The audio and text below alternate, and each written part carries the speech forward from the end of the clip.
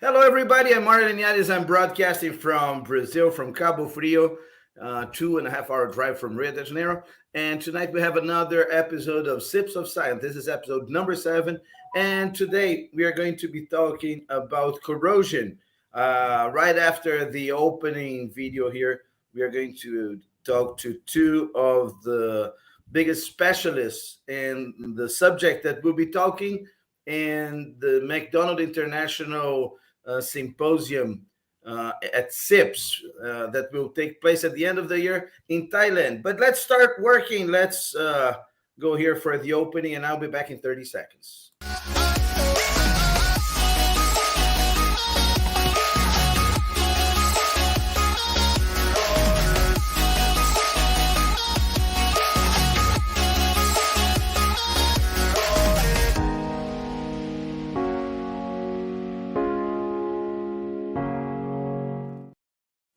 Hello, everybody. I'm back. I'm Mario Linhares, and as I said, I'm broadcasting from Brazil. And today we are in multi-continent broadcast again. I've got here Dr. Florian Kongoli from Montreal. We've got also in Florida, Professor Digby MacDonald. And in Australia, we've got Professor Raman Singh. So we've got, I have to say, good afternoon to Dr. Florian and Dr. MacDonald, and good morning to Dr. Singh. So hello, everybody. How are you guys? So Dr. Florian. Good. Well, good evening there. Good morning in Australia and good evening in Florida for MacDonald, Professor MacDonald. Exactly. Professor MacDonald, and good afternoon. It's afternoon for you. Still. Yeah, good evening. Yeah, here in Rio, it's already dark, but I believe it's quite sunny in Florida right now. Hello, Professor MacDonald. Professor MacDonald? Yes. How's the weather in Florida? It's sunny. Well, a bit of high cloud, but this is typical for this time of the year, summer. The best months here are in the winter. Very good, very good. Professor Singh, and what about Australia? How is the day starting in Australia? Yeah, it is winter here, as you can realize. And it's a bit cloudy day, but in Melbourne, if you don't like weather, just you have to wait for a few minutes and it changes. Yesterday, it was raining heavily, and then within half an hour, it became quite sunny. So one thing that is certain about Melbourne weather is its uncertainty. Yeah. Very good, very good. It's a very dear city for me because my stepdaughter went to school there, University of Melbourne. She stayed for a whole semester there in a exchange. I'm in the same city, Melbourne.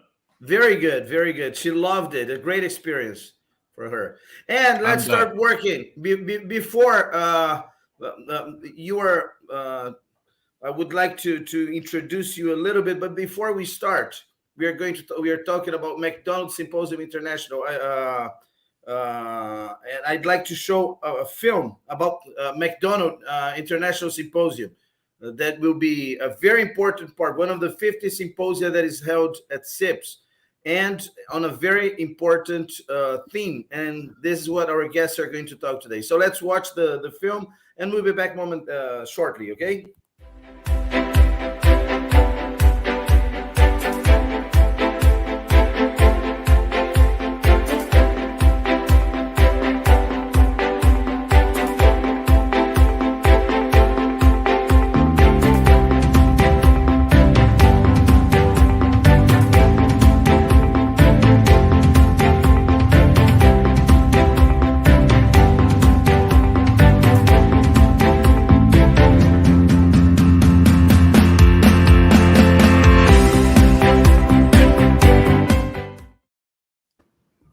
Well, hello, we are back, and now I'd like to talk first to Dr. Florian about SIPS in general, the Sustainable Industrial Processing Summit, sustainability through science and technology.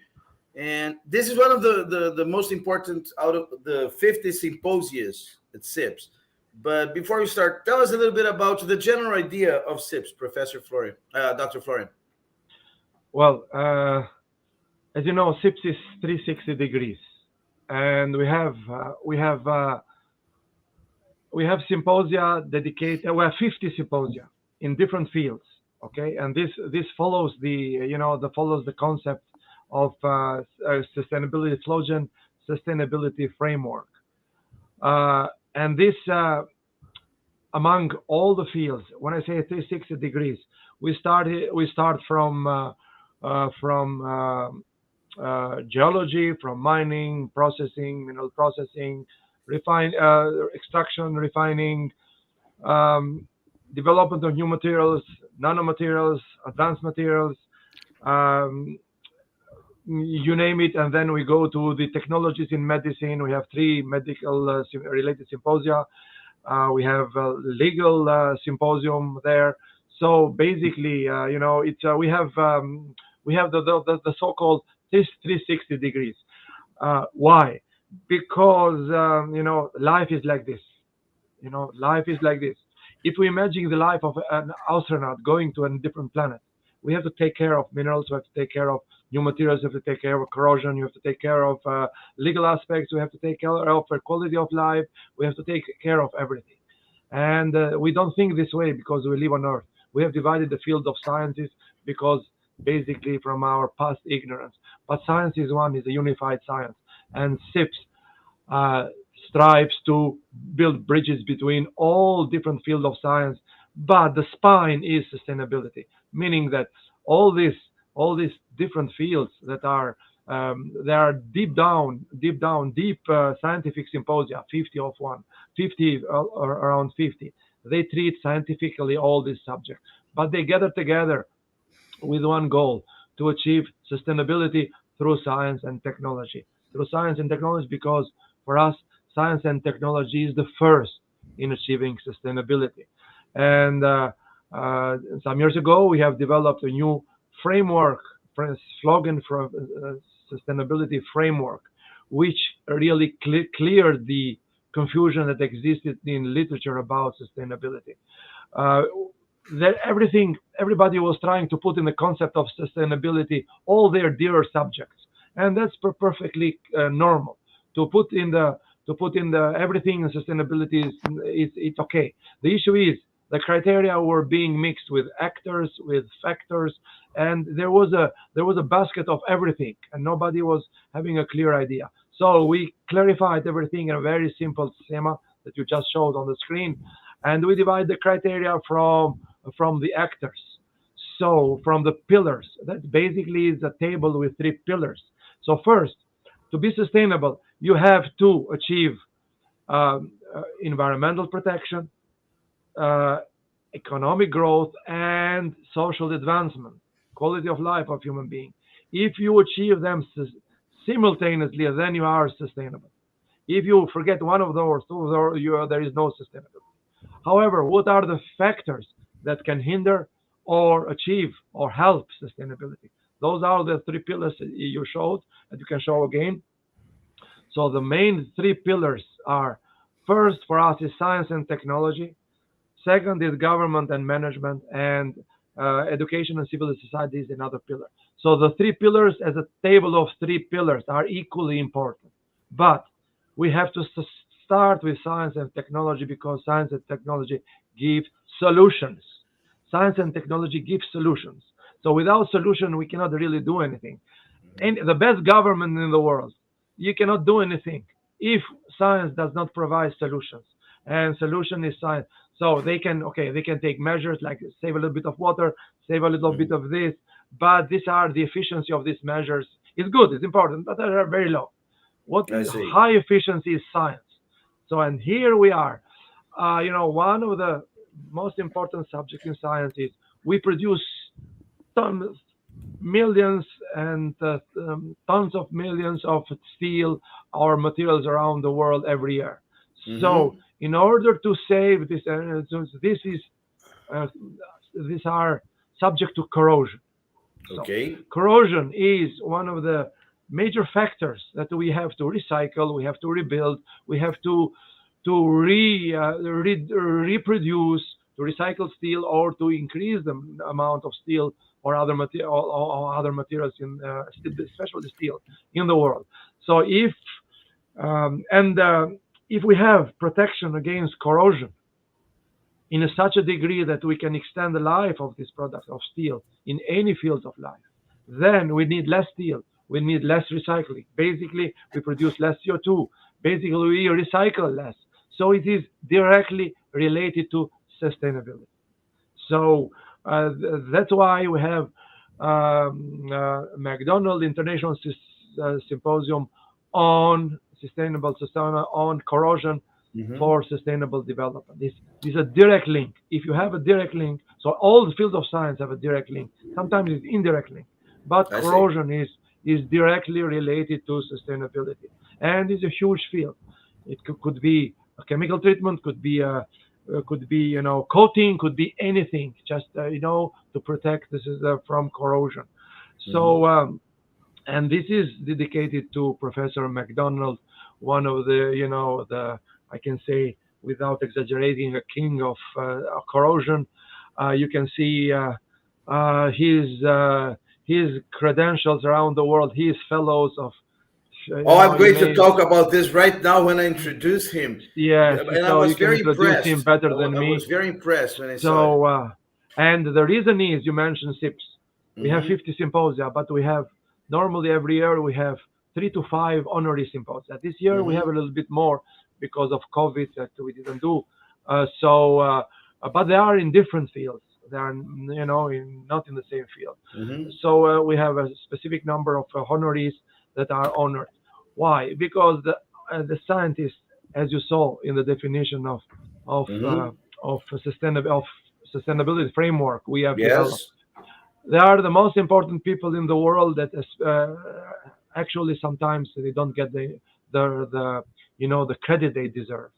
Why? Because people take the scientists for granted.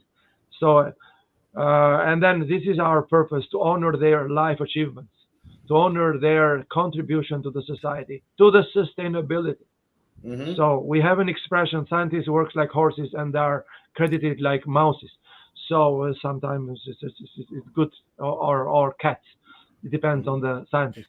And then this is our definition. Sure, we respect each other within our own bubble. We respect Professor MacDonald, Professor Singh, etc. But this is within us. In a society level, we don't have the credit we deserve. So you name it. You take for example in the national news, in national cables news. So there is a big distinction. Always scientists are considered in a group. When they report something new, they say scientists said that. Okay. Yeah. If you go to the Hollywood stars, they never say Hollywood stars. They say the name of the star. The name of the star. Exactly. Nobody say Hollywood star says that. No, this is an offense for Hollywood. But for the scientists, okay, they are used. Scientists said that. Scientists said that. That's not right. This is what we are trying to change. And then you can introduce Professor MacDonald here. Yeah, now we're going to talk about Professor MacDonald. And I was very impressed when I got all his titles here, because as we can see, there's the full description in the link in the description here of the video. But Dr. MacDonald, Professor MacDonald, has remarkable achievements in the field of nuclear engineering. And currently, he's a professor in residence in the Department of Nuclear Engineering and Material Science and Engineering at the University of California at Berkeley. And his, among other titles, yes, I've selected some here, but he's an honorary fellow Royal Society of Canada, honorary fellow of Royal Society of New Zealand, fellow of National Association of Corrosion Engineers, fellow of Electrochemical Society, fellow of International Society of Electrochemistry, fellow of Institute of Corrosion in the United Kingdom, fellow of American Societies of Material and American Society of Materials, fellow of World Innovation Council.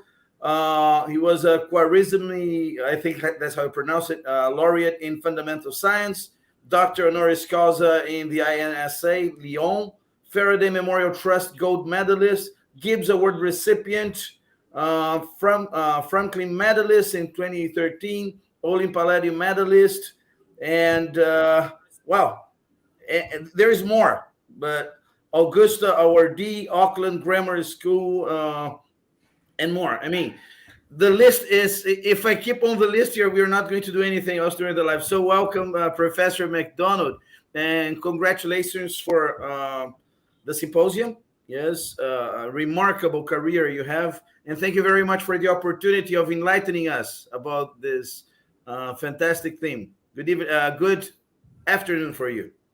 Well, I'm honored.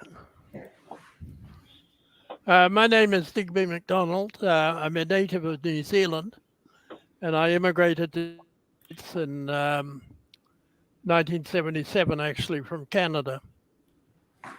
I'm deeply honored that this symposium would be held in honor of my life's work. Hopefully I'm not at the end of my life yet, but and so I've still got a lot of work to publish and accomplish. But I define science as the transition from empiricism, that is what we observe, to determinism. And determinism is the philosophy that you can predict the future on the basis of the natural laws. And the natural laws themselves are a summation of previous scientific experience.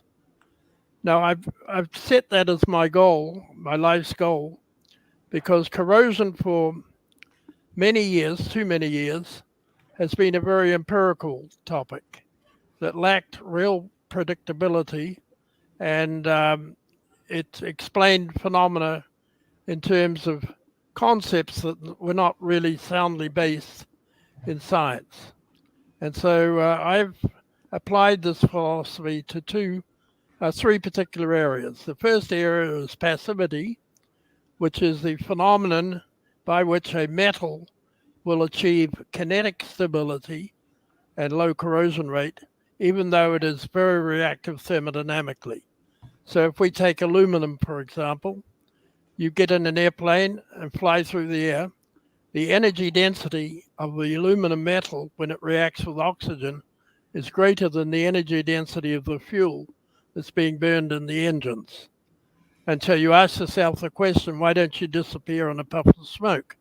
Well, you don't disappear because a very thin oxide layer forms on the surface that separates the reactive metal from the corrosive environment that contains oxygen or water. That film is about 3 nanometers thick. In other words, it's about 30 atomic diameters thick. Mm-hmm. And it dissolves at the outer surface when it's in water, and it regrows at the inner surface of the film. And over the years, I've developed the point defect model that describes that process in terms of sound scientific principles. And that model is now used extensively throughout science to explain the phenomenon of passivity. The second area that I've done a lot of work in is modeling nuclear reactors, water-cooled nuclear reactors.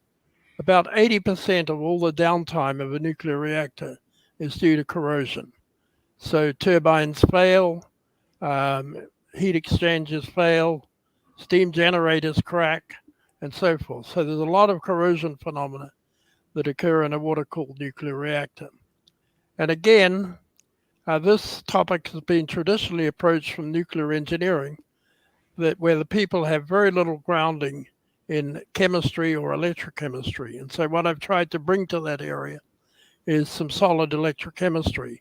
And now I can model water-cooled nuclear reactors quite accurately in terms of how fast they will corrode, where they will corrode, what the integrated corrosion damage is over time, and so forth. So that's been a very practical example of my work. The third area that I have tackled is stress corrosion cracking and corrosion fatigue.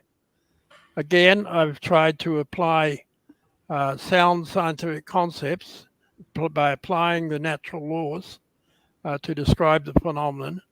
And my major contribution to this was to realize that what happens on the external surfaces, away from the crack tip, are just as important as what's happening in the crack.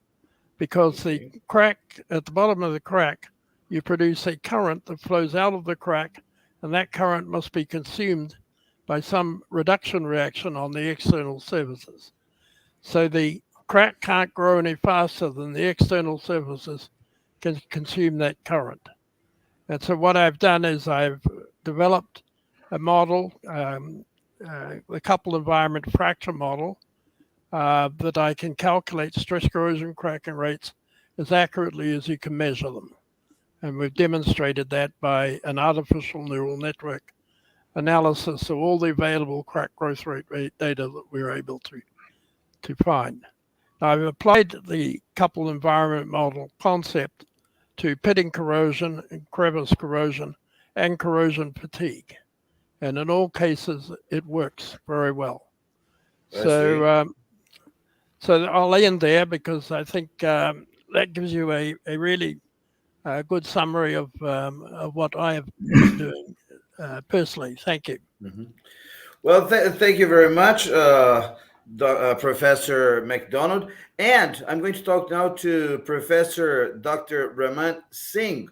Well, his primary research interests are in the relationship of nano microstructure and environment-assisted degradation and fracture of metallic and composite materials, and nanotechnology for advanced mitigation of such degradations. And you will be the chair of the symposium. Good morning for you, right? It's 7:20 in Melbourne right now, right? 8:20 in Melbourne right now. So good morning, Professor Singh. How are you? Good. Thank you, Mario Linhares. Thanks, Florian. And it was great listening to what Digby was saying. Look, first and foremost, it's a great privilege and honor to be associated with this symposium, which is being held in honor of Professor Digby MacDonald. For those who may not be from Corrosion area, Digby is one of the most prominent scientists of this generation, particularly in the domain of corrosion and electrochemistry, and then he has separate place in the domain of corrosion, and hugely respected individual, both for his scientific capabilities and contributions, and at the same time for his personal qualities. Digby is very approachable, nice gentleman, and in spite of sometimes some personal issues on health front, he has continued to be brave and continues to contribute heavily, even at this stage of his career. So a role model for science in general and corrosion topic in particular. Talking about myself, as Mario rightly said, that I work in the area of corrosion, which is a huge area, and let me tell you that there is hardly any industry or industrial application where corrosion is not important. Even when you are talking about human body, the human implants that you use, corrosion is one of the criteria that must be taken into account before we employ a material for a given application. My particular interests are in the areas of structure, microstructure of the metallic materials and its role in corrosion. Like you might have heard of nanomaterials, nanotechnology. If the structure of the material can be changed at nanoscale, whether it will affect or whether it will influence corrosion, like Digby was talking about surface property, and corrosion is a surface property. That's one area in which me and my group has worked heavily. Other topic that I work on is advanced coatings, like graphene is an emerging material, as you might be aware that it won Nobel Prize in the year of 2010. And in variety of areas, people are working on graphene. My group was one of the earliest contributors in that area. We published a paper right in 2010, 2011-12 on that topic. So we were among the first to work on that particular topic.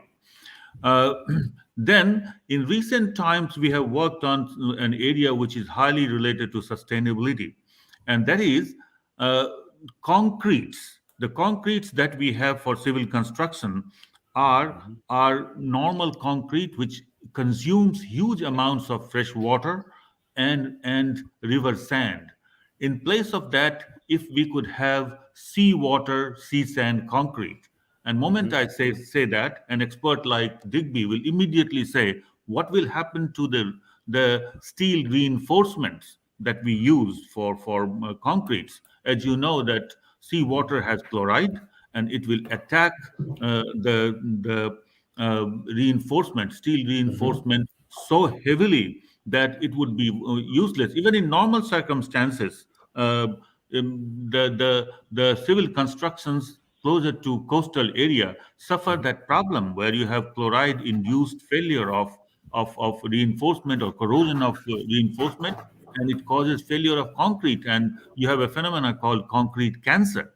So if you use seawater, what will happen? Answer is very simple. Your normal steel reinforcement will not work. So instead of steel reinforcement, can we use fiber reinforced polymers, FRP reinforcements?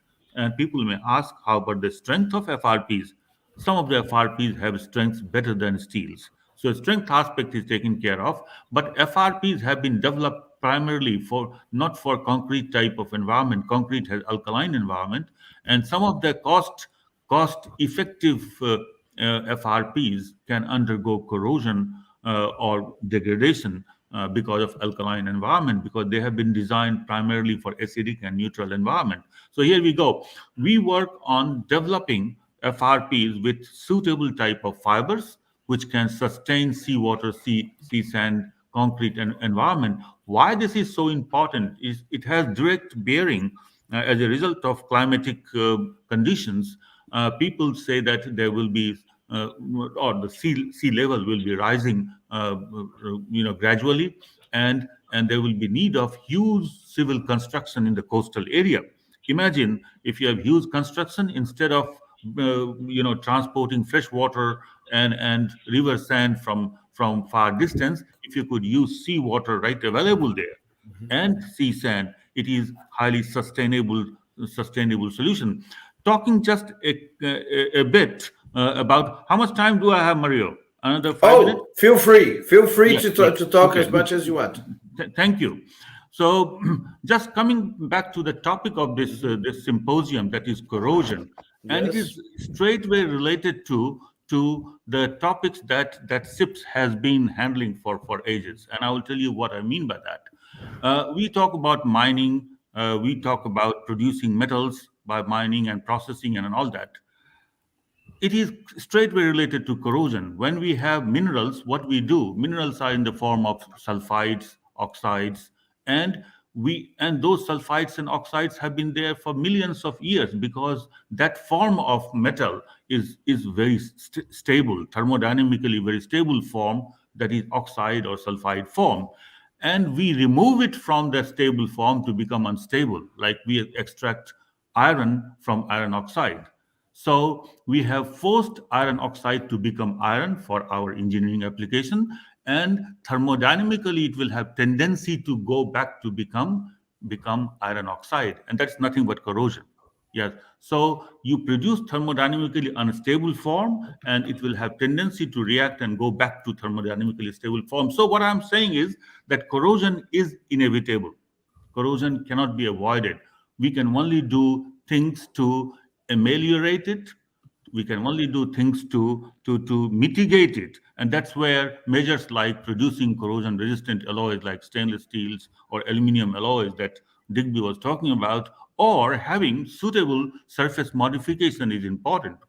But I will tell you, there is no such thing called everlasting coating. Like coating, every coating eventually fails for a variety of reasons. I don't have time to go into details. So having an ideal coating is extremely important. A coating which will never fail. It hasn't been realized so far, but it can be realized if you have things like graphene. And why graphene? Graphene is perhaps one of the rarest materials which has all the properties to be an ideal coating. And by that, what I mean that what are the things that lead to failure of coatings? First of all, coatings have defects. So the corrosive environments get transported through the coatings, through those defects. And even polymeric coatings have pinholes and defects and all that. That's why they need maintenance all the time. Other Absolutely. problem is that coating material itself can react. We know that if you have polymers, they can react with alkaline environment. They can get degraded by UV radiation, right? Mm-hmm. So the chemical instability of coating material itself is an issue. Second issue is whether something can pass through coatings. You can have ceramic coatings which will have very good chemical resistance, but then they are not tough. They break. Ceramics like your china cups, it can break very easily. So you would like to have a material which does not allow much transport through it. Okay, so it should Yeah. be impermeable. The coating material itself should not react with an environment, and at the same time, it should be tough. Graphene happens to be the only material which has all these three properties, and that's why our group is working on graphene with the tall expectation that can we develop everlasting coating. Imagine you Yeah. have mild steel coated with graphene, which will never corrode, and it will work far better than stainless steel. Stainless steel is very expensive. It has expensive element like chromium. It is not sustainable. People say that cost of elements like chromium will be rising because of greater and greater use of such materials, stainless steels. So perfectly graphene coated mild steel, trust me, will be working far better than stainless steel. So you don't have to use stainless steel. You don't have to maintain coatings and all that if you have graphene coating. So I might have painted a very rosy picture. That's in principle is correct, but still achieving uniform defect-free graphene coating over larger area is far from reality. Graphene as a material will work with all the properties that I mentioned, but developing a continuous coating is a challenge, and that's where our group is working. We had some good success. We had a patent and so forth. So this symposium is a unique symposium in the sense that it is part of a conference which is talking about sustainability, and I talked about sustainability aspect, which corrosion for which corrosion is an important element, and they're talking about all aspects of corrosion. As I said, developing modern coatings, addressing the problem of corrosion in the case of human implants. I will give you an example of human implant. I must give this example. It is interesting that when we talk about human implants, we have two types of implants. Permanent implants, which you would like to last forever, like your hip implant, but you also have temporary implants like screws, plates, wires, or even stents you can call temporary implants. So such implants, some of those or most of them, like Yeah. plates and screws and so forth, what you would like that implant should work for some time, and after that second surgery is conducted for removing the implant invariably, because you don't want that implant which is not of any function to be remaining in your body. Yes. Imagine a situation where you have implant made out of a material which works for the desired time length, and after that it dissolves in the body. You do not have to undertake second surgery.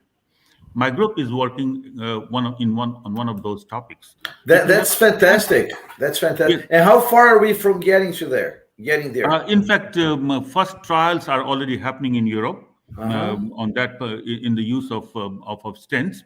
What happens is that if you use magnesium alloy Uh-huh. implants, and magnesium alloy can work as temporary implants for the time duration that you want, and after that it dissolves in the body. Now question is that what happens to human body with dissolution of so much of magnesium?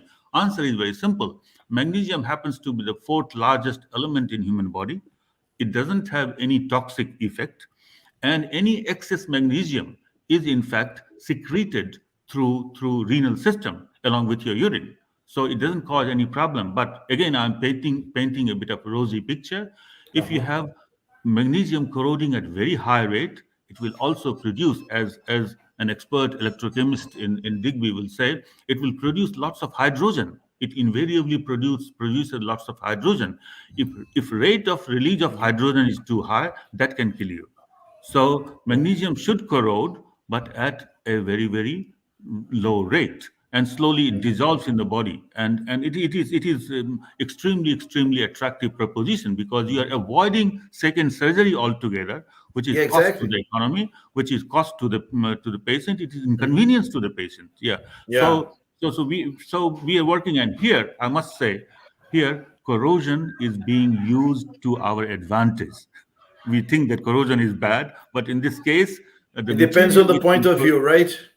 yes. So we are using corrosion to our advantage, and that's Yeah, one wait, topic which I'm is, still on this. Uh-huh. yeah, which is hugely attractive both for scientific inquisitiveness purposes, and for public good, and for technological advancement. And there could be issues like Digby was talking about stress corrosion cracking and corrosion fatigue.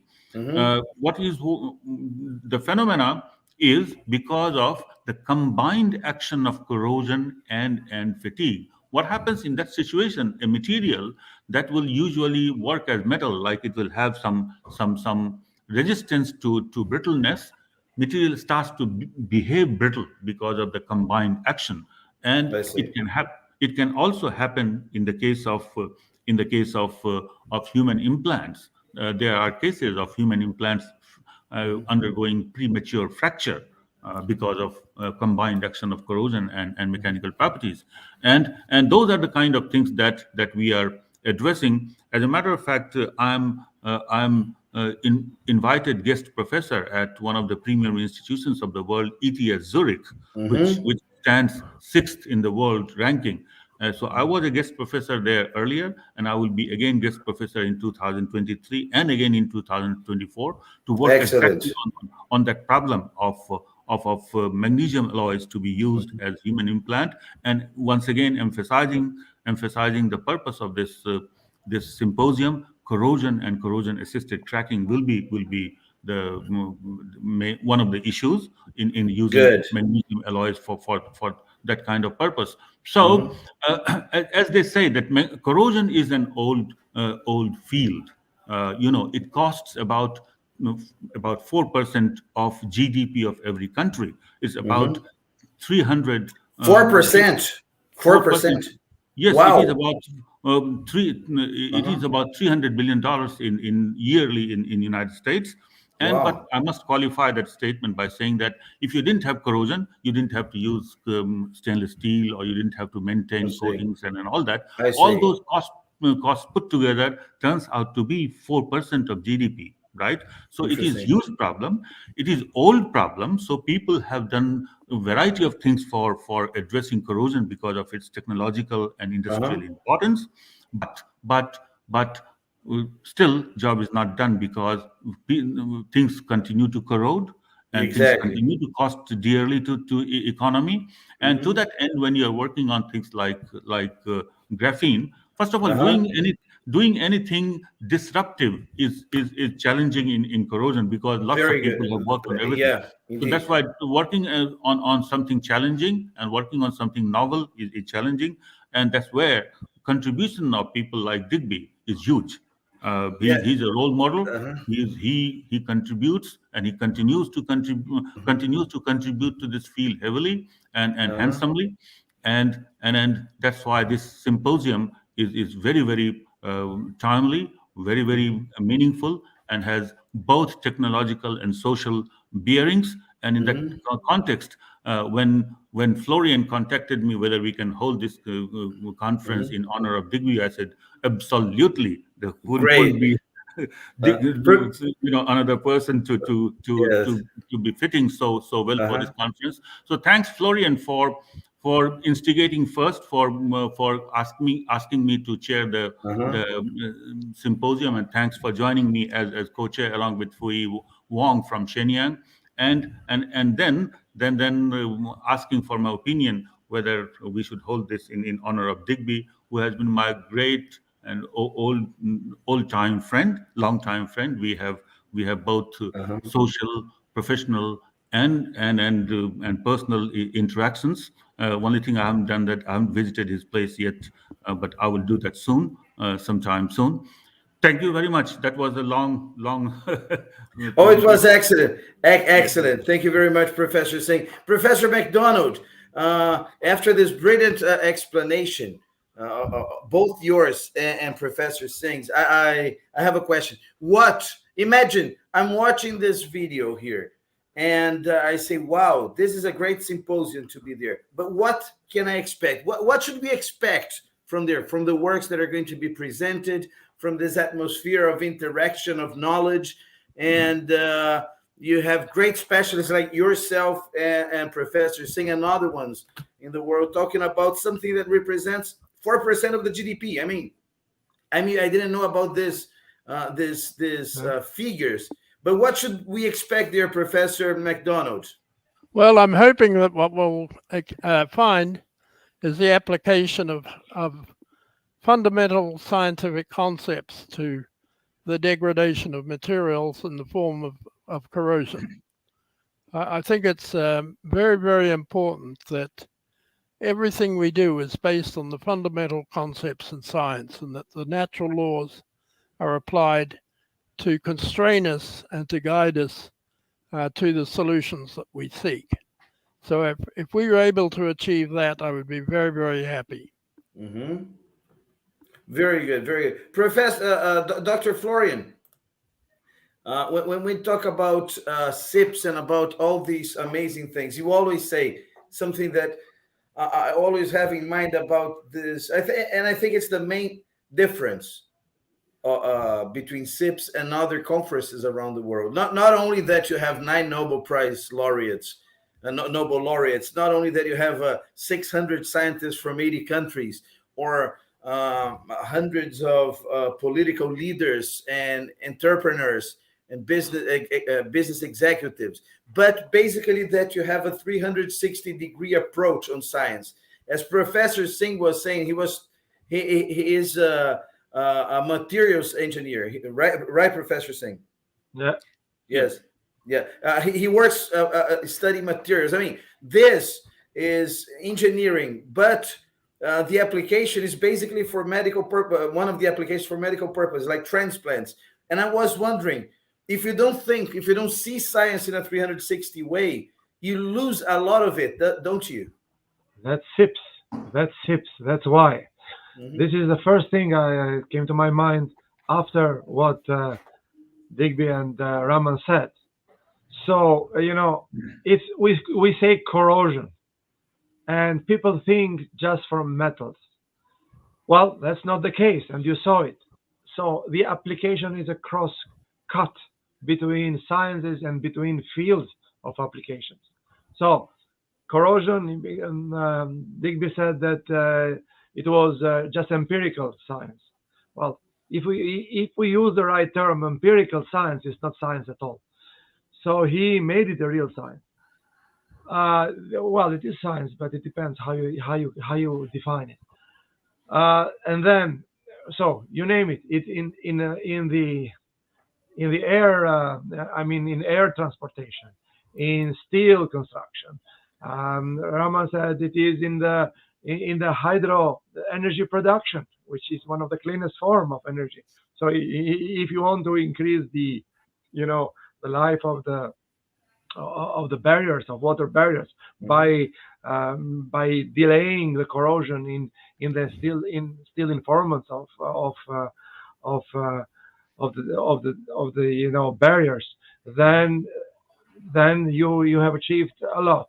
So it is applicable not only there, it's applicable in processes in human body. So it is chemistry, electrochemistry, inorganic chemistry, organic chemistry, human body chemistry, because it's a little bit more than electrochemistry, and it's organic chemistry. So and sorry, you Dr. name Florian, it. something also that was very amazing on Professor MacDonald's explanation about this research, the application on nuclear energy. I mean, making nuclear energy safer because it's the cleanest way of Exactly. producing energy, right? If I'm not That's mistaken. I'm not a you know scientist, but well, almost. So you uh-huh, just got the words from my mouth. I was going uh-huh. there. Oh, I So see. what happened in Germany? Okay, in Germany the nuclear reactors were shut down completely, and the entire political class were in favor of that. And based on what? Nuclear energy is a clean energy, but they decided to shut them down all at the same time because of the risk and because of the waste. Mhm, So one of the risks, Digby said, is the corrosion. I mean, corrosion is mhm, one is a big problem. So, but you cannot. It's not sustainable to take a decision like that based on risk and based on waste, because the risk of waste is science who gives a contribution on it. So mhm. you have to put money down to scientists and assure risk and assure the waste recycling sustainably. So today, so everybody says it was a bad decision. It's a failure of all Germany political class, Mhm. besides one, besides you know um one politician that we honored in 2011 for sustainability. It is Reinhard Bütikofer. That is a German politician that Mhm. he was against closing the the, the nuclear reactors. Is the only, and paradoxically, because he was head of the Green Party. Normally, the Green Party are not in so sustainable, are a little bit Yes. on the left. So, but that's different in Germany. Uh-huh. And he was a chair of the Green Party. Only the Green Party in Germany was against closing, I but see. nobody heard them. Nobody listened to them. And now Uh-huh. everybody's saying that it was the best decision ever, and everybody accepted it was a bad decision. So Mm-hmm. besides Reinhard Bütikofer, which is a politician that we honored in 2011, 10 years before for sustainability. So we were 10 years ahead. Amazing. 10 Amazing. years ahead to find out who among politicians was sustainable. And I congratulated him because he was the only one. So that's not a sustainable decision because risk is science to deal with. Yeah. Waste is science that we can deal with. And this Okay. is where Digby work and Raman work helps in this direction. But this is not coming out of the blue and from the sky. You say it's a risk and what to do. You cannot close down you Mhm. cannot avoid. Okay, we can say there is a risk with cell phones today. People become addicted. So a parallel decision. Okay, let's take a decision to ban all the cell phones because Yeah, of and this risk. out of the question. Out of the question. This is Uh-huh. it's a failure of the entire political class See. in Germany besides Reinhard Bütikofer. And I say here because we honored him in 2011 with Frey International Sustainability Award. So this is, we were 10 years finding out who are really Mhm. real politicians, sustainable politicians. So Dr. this is, Florian. Oh, sorry. yes, No, no, go ahead. Go ahead. yeah, this is where we are. So Uh-huh. you want to deal with the risk and waste recycling. You go to scientists. You put Yeah. money down to scientists, and this assures nuclear reactor to operate safely, and you recycle the waste. This is chemistry, it's electrochemistry. It is everything dealing with science. So you have the solution. Closing them. And today everybody says, "Oh, wrong decision." Too late. Too late. So this is when you don't find the medicine of the risk. The medicine Uh-huh. of risk is science and scientists. You don't find the medicine of the waste. Waste is scientists. Scientists will be able That's it. to recycle the waste. So if you want to increase to decrease the risk, here Digby has been working on Mhm. the biggest failure of a nuclear reactor is the corrosion. So he has been working on that and improving that. This is the solution. Science and technology gives the solution. And you saw it Totally here. agree. Yeah. Sorry, Professor So, MacDonald? yeah. I said I Mr. Topic. totally agree. You know, with regard to waste, Uh-huh. one man's waste is another man's treasure. Exactly. And nuclear waste contains a lot of unreacted fuel, uranium-235. And when you extract that and the plutonium, you make MOX, which is mixed oxide fuel. And most of the reactors in Europe and in Japan have been operating with MOX fuel. But in the United States, Jimmy Carter banned the reprocessing of nuclear fuels. And in my opinion, that set us back decades in terms of having a sustainable fuel cycle for nuclear reactors. And so the disposal of nuclear waste, in my opinion, is not a scientific issue. It's a political issue. I see. And unfortunately, it's like climate change. The politicians do not listen to good science. I see. They take a position, they couch it in terms of science to justify it, and then they go with it. I see. The science be damned. Okay, and that's what's happened. And I'm watching right now on climate change, and I'm quite frankly horrified at some of the statements that come from the political class. They either about this topic about political and because SIPS has a very strong political interaction between politics and politicians and scientists. Yes. Yeah, and the question is, but the politicians have corrupted the science. Yeah, I've heard this.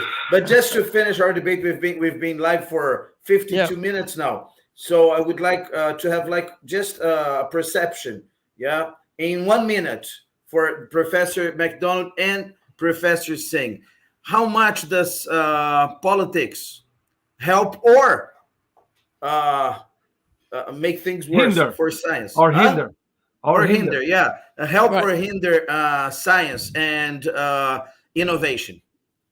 Right. Well, unfortunately, the history of politics and science is not a happy one. Generally, what happens is that the political class will take a position and then look around for a scientific justification, if they do even that. And when they do, they have a corrupting effect upon the science, because the scientists who carry out the work need to get grants from the politicians who control the money. And unfortunately, scientists are humans like anybody else. And there has been a lot of, shall we say, scientists selling their souls for the grant money that they can get. This has been brought up with regards to climate science by numerous authors, and it's well documented. And unfortunately, it's having a debilitating effect upon science, or at least the science that I would like to see and the science that I used to know. So I think that summarized my position on the politics of science. I see. And Professor Singh? Yeah, I think what Digby said, I entirely agree with that. And it would be futile to elaborate on that. So I entirely agree, but I would be talking a bit about how to move forward and what's the relevance of SIPS in that context. To my knowledge, SIPS happens to be the only forum, only platform where you have mix of political elements, scientific elements, and social elements. And that's what SIPS tries to do the best, and SIPS has been doing it considerably successfully. And that was one element for which I have been associated with SIMS. This will be my fourth meeting which I will be attending. I attended 2 meetings in Cancun, one in Rio, and then this will be the 4th one. So, particularly in the context of corrosion, I must bring everything to the issue of corrosion, because that's the theme of this symposium. It will be the only platform where you have people from right from the mining, mineral processing, and then its effect on phenomena like corrosion. So doing everything together, having a gathering of all the elements, including the political elements, is great. And in that sense, I must congratulate SIPS and Florian and his team for bringing all the elements together for organizing such an impressive conference. That's my view. Very good, Dr. Florian. I would like you to comment on both of these comments that the professors made, because this is a special characteristic, a special feature about SIPS, isn't it? Yes. Thank you, Raman. You got the right point because you have participated in SIPS 4 times, so yeah, you know already. But from this conversation with Digby and you and together, again, we see that even corrosion is a multidisciplinary science, and that's what is SIPS. SIPS is a multidisciplinary summit. So you mentioned minerals, you mentioned this, you mentioned human body, you mentioned prosthesis. So this is why we need all sciences together, and this is one of the power of corrosion. It's applicable in different fields. Applicable as you see. You can see we have here the website. Digby's photo, Professor MacDonald's photo is there, and his biography is there. By the way, he didn't mention in his biography, we have not put his long list of awards. I do not know, they are not here. Probably he was too timid or he was too modest, but we should add it. So these are the co-chairs, these are the topics that we have been, basically what we discussed today. There are some of the topics to be discussed on SIPS about corrosion. And it was an excellent overview, but still it's a tip of the iceberg. There are many fields and many topics to be discussed, and they are here in the website, which here it is dry. But what we discussed today, we put flavor on a dry topics like you have it here, because it's applicable everywhere, and is a multidisciplinary application science, and this is kind of support and kind of agreement with the concept of SIPS. 360 degrees, multidisciplinary, and we have during SIPS many multidisciplinary and multidimensional multidimensional projects being set up, because people get together from different fields and they set up multidisciplinary projects every single year, because this is the only unique feature that we have there. It's and we have, as Raman said, we have a mix of not only different fields of science, but different actors. So we have academics like we have here, we have CEOs, we have directors of companies, we have lawyers. That last SIPS of Science was about with two lawyers, one in California, one in Washington DC. We have politicians as our guests, and then when they come, they change completely their idea about science and scientific contribution. In Antalya, Turkey, we had John Prescott.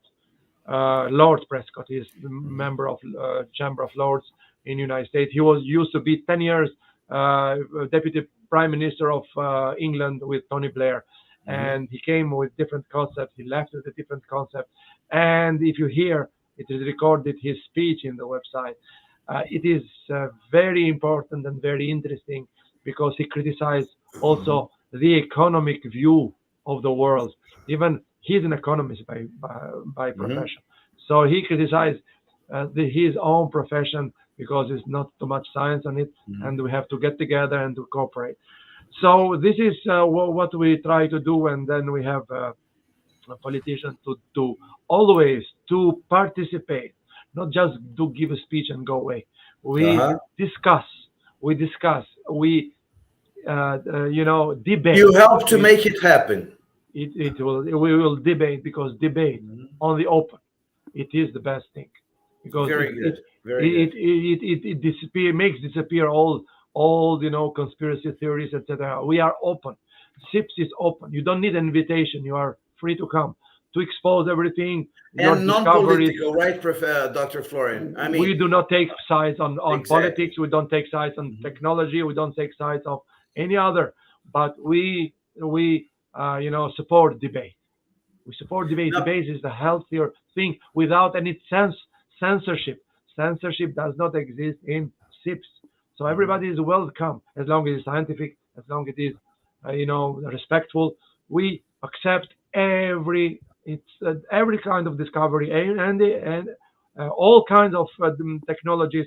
So we know you have to fail, as Faraday used to say, we have to fail 10 times to have a good technology and to be successful 11 times. So it's not failing in science is not a shame. So we accept all the scientific presentations, and the debate, shows the best and shows it is as simple as that. So everybody is welcome. You don't need invitation. If you need invitation, we can send you an invitation, but you can go on website, you submit your abstract, and you follow. So this is the healthy science, but not only healthy science. This is healthy society, a debate, a respectful debate, without any prejudices and so on. Everybody is welcome. And when it is multidisciplinary, you have different eyes. You have a 360-degree view of everything, and it is hard. It is easy to find your failures, and also it is an incentive to do better if you have failures. Some can be successful on the first try. Some can be successful on the 10th try. That's perfectly normal in science.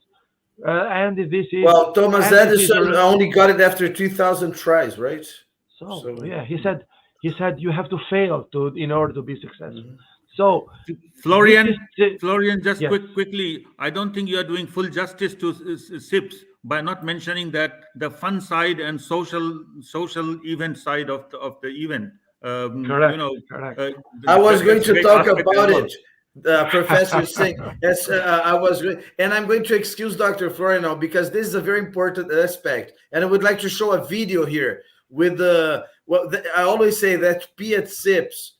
I'm sure that means paradise because the places are always like the one I'm going to show you guys here before we are getting to the end of our program. But I have to show you for sure the paradise place, the paradise site, where SIPS is going to take place in Phuket Island in Thailand at the Hilton, Phuket Arcadia, from the 27th of November to the 1st of December. So let's take a look and see the magnificent place that Dr. Florian has chosen to honor the best scientists, some of the greatest minds in the world.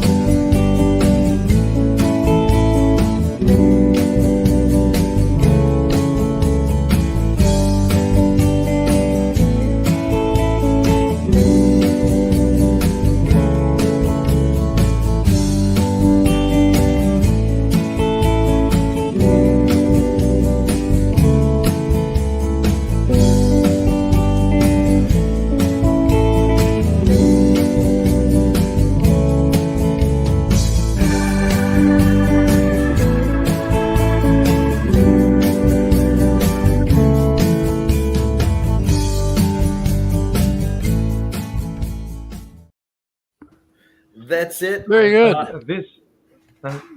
Yes. It's a beautiful place, huh? Yeah. Indeed. Yeah, I look forward to it. Yeah, and it's impressive that because you see that you say, wow, besides working a lot and having many of the findings and discoveries shared, you can spend a week in a place like this. I mean, you have special prices, special packages, right, Dr. Florian? Yeah. I mean, well, first, there is no. We have a dinner and entertainment and the show every single night.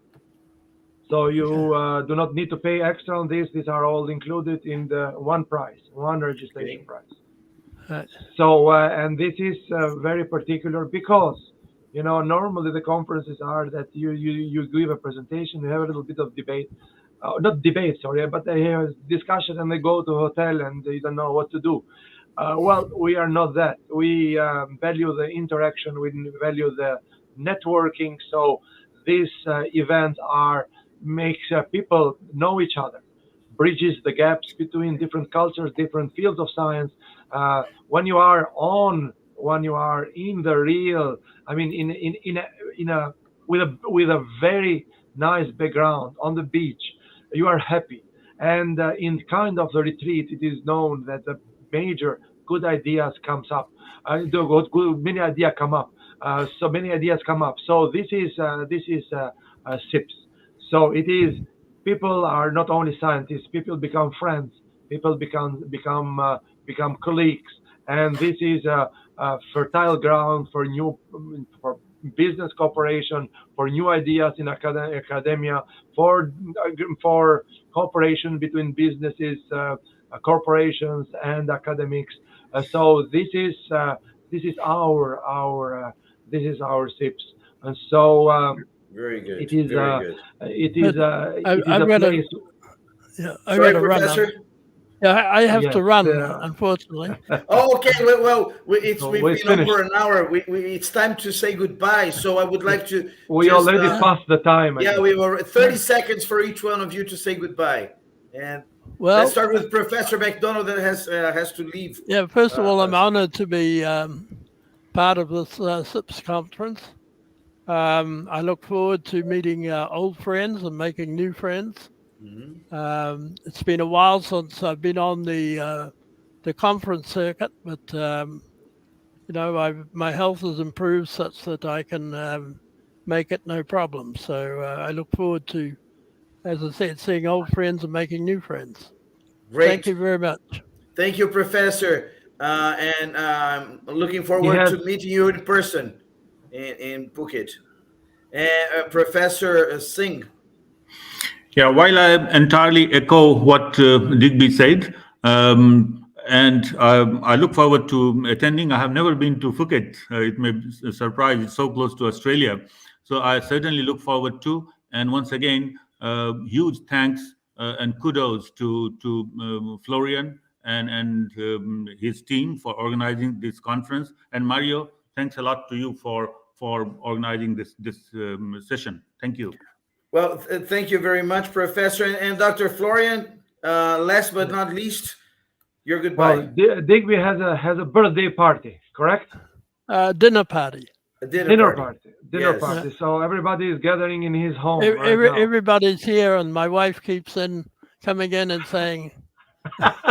Well, sorry everybody for getting your dinner party a little late, but it was in the name of the good name of science. Yeah. Okay. So well, I can finalize here. I can say that everybody is invited. Everybody comes and enjoys science, and the best places in the world for engineers. You do not need an invitation again, and see you there. Yeah. Okay. Great. Okay, and thank you, everybody. As I said, I'm Mario Linhares. I'm broadcasting from Brazil, from the city of Cabo Frio, and today we had 3 continents: North America, South America, and the Oceania. We've got Australia, United States, Brazil, and Canada. 4 countries in this broadcast today.